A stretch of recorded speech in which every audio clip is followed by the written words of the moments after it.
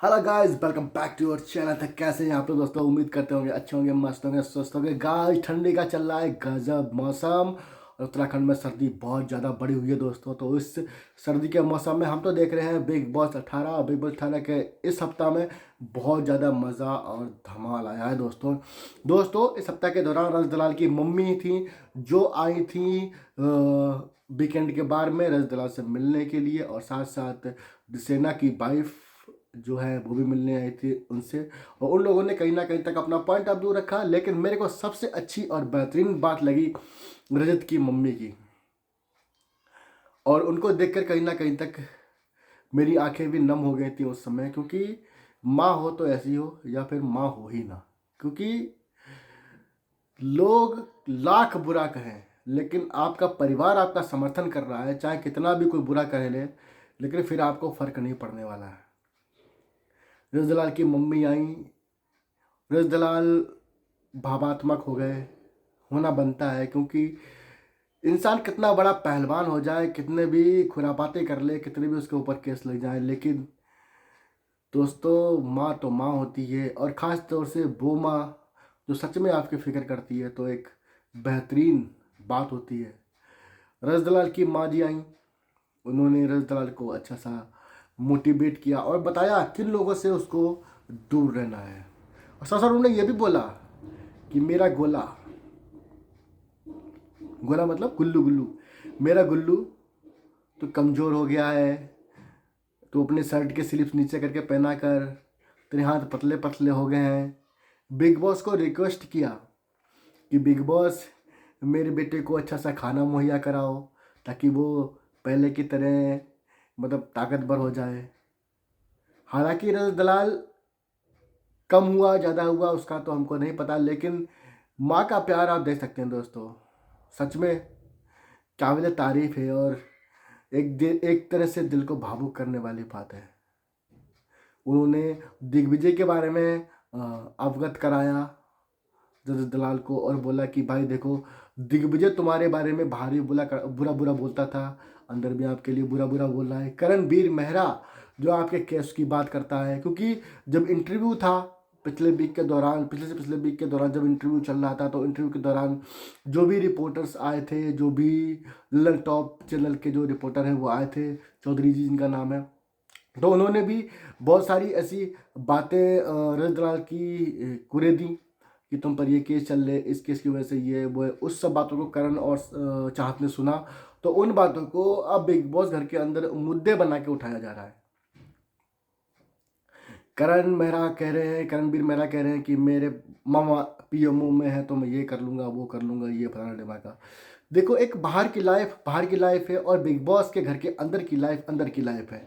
अगर big boss के घर के अंदर मारने कूटने का अलाउड होता तो करणवीर मेहरा रजत दलाल अब तक आपकी खटिया खड़ी, बिस्तरा गोल, तकिया लंबी कर देता।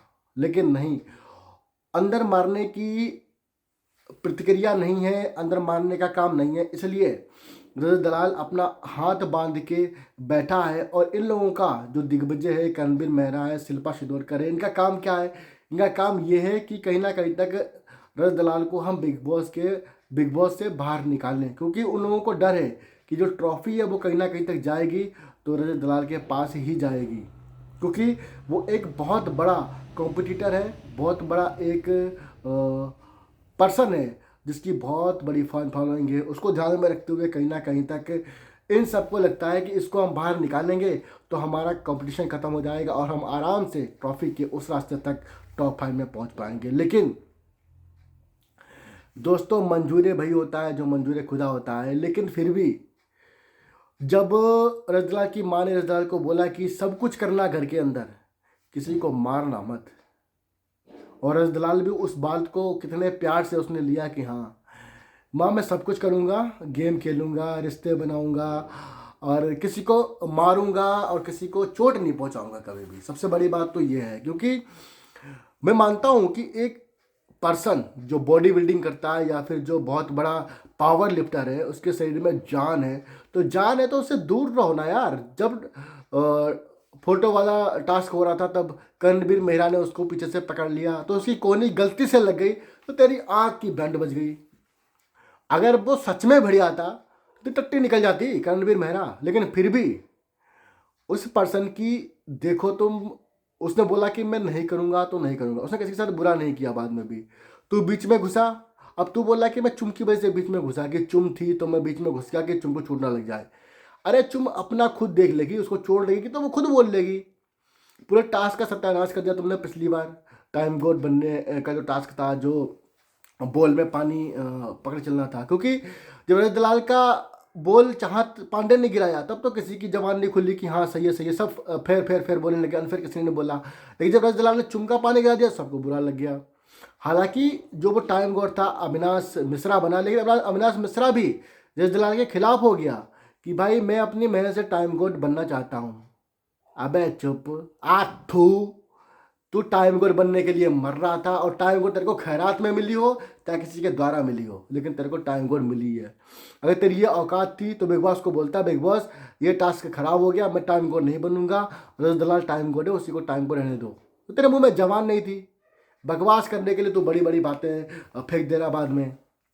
विवेंद्र सिन्हा को तूने नॉमिनेट कर दिया, अच्छी बात है, गुड बात है, लोगों को दिखा कि अविनाश मिश्रा ने गेम चेंज कर दिया। इसके बाद में विमेंद्र सिन्हा ने कल मंडे के दिन पर शिल्पा और कर्णवीर को नॉमिनेट कर दिया।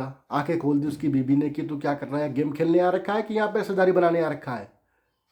तब उनकी आंख खोली, तब उस बंदे ने उसको नॉमिनेट किया।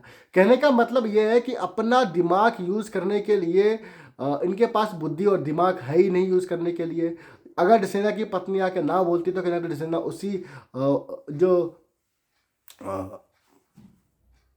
भंवर था उसी में फंसा रहता, और आखिर तक उसी भंवर के दौरान चलता रहता। उसको फर्क ही नहीं पड़ता कि कौन मेरे बारे में बुरा करना, कौन मेरे बारे में भला करना। लेकिन रजत दलाल इतने प्यार से अपने गेम को खेल रहा है, इतने प्यार से अपने गेम को वो आगे बढ़ा रहा है कि उसने अपने रिश्ते भी बनाए हैं, तो अपने काम के रिश्ते बनाए हैं उसने। उसका कहना भी मतलब है रिश्ते होंगे तो बाहर होंगे, हम घर के अंदर रिश्ते बनाने के लिए नहीं बैठे हैं। और ये बात कहीं ना कहीं तक उसकी सही भी है, क्योंकि घर के अंदर हम रिश्ते बनाने के लिए बैठेंगे तो आखिर खेलेंगे कब।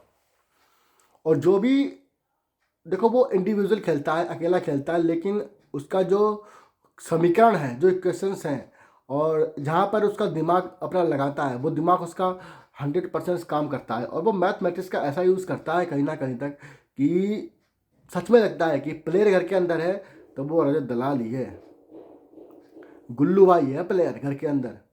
और जहाँ तक मेरे को लगता है तो गुल्लू भाई ही जीत के आएगा ट्रॉफी, चाहे करणवीर मेहरा कुछ भी कर ले, चाहे कितनी भी उसको उकसा ले, चाहे चाहत पांडे कितना उसको उकसा ले, चाहे कोई कितना भी उसको उकसा ले, लेकिन फिर भी जीतेगा तो रजत भाई।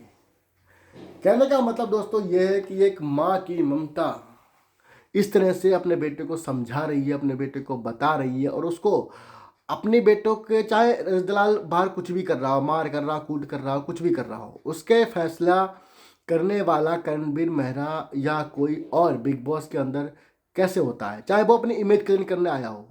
अब दिग्विजय को लगता है कि जो रजत दलाल है वो बिग बॉस के अंदर आया है कि अपनी इमेज क्लीन करने आया, तो अच्छी बात तो है।